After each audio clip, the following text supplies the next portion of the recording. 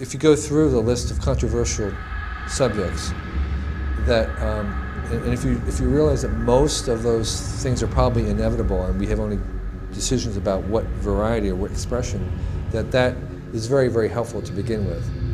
Human cloning, it's inevitable. We're going to clone humans. The question is, how are we going to do it? Under what circumstances? What's the legal context and social acceptance? But we're going to do it. The question is, so we can choose that. So they cut through. It makes it a lot easier.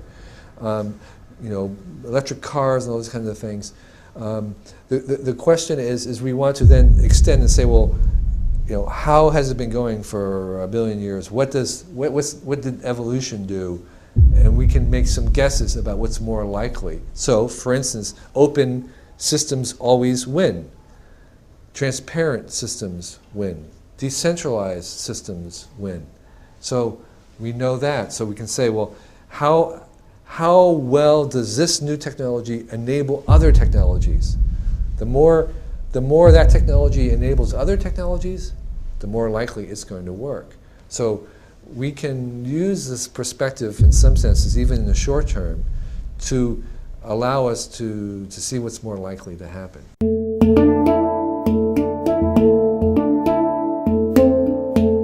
The struggles we have today are about fear.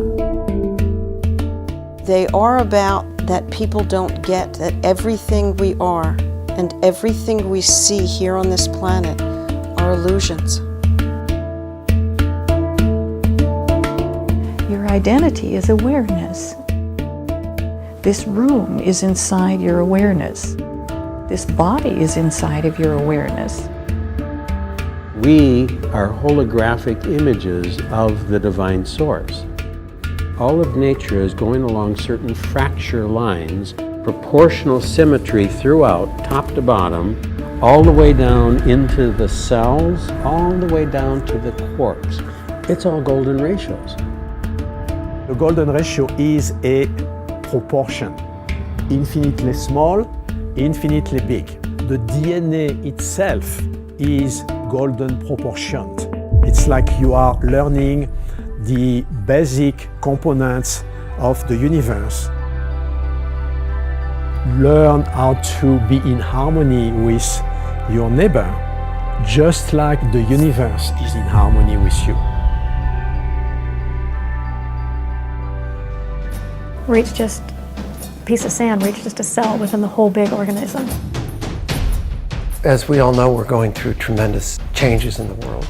A lot of the old structures are breaking down, and the old belief systems, which leads to chaos. You realize that you've been bamboozled. Some of the story you got wasn't the good stuff. What kind of footprint do we want to leave? What kind of cellular footprint do we want to pass on to who stays here? First and foremost, we need to understand ourselves. Anger, fear, jealousy, hatred, and everything coming from self-concepts is built against the self that you are. And if you have conflicts within you, it mirrors as conflict no matter where you go, whoever you are with, you will create conflict. The more you love yourself, the more you're going to find loving people in your life. It's really that inward turn towards consciousness. All of us are Buddhas in the making, Christ in the making. Ultimately, we're going to achieve it.